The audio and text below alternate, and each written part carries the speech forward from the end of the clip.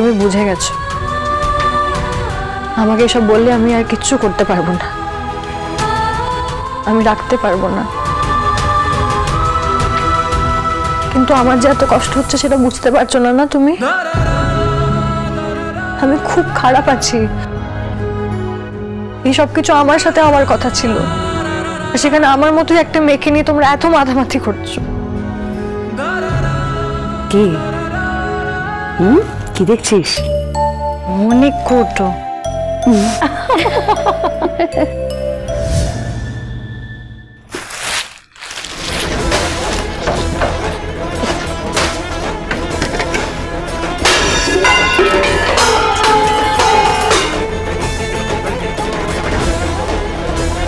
পালক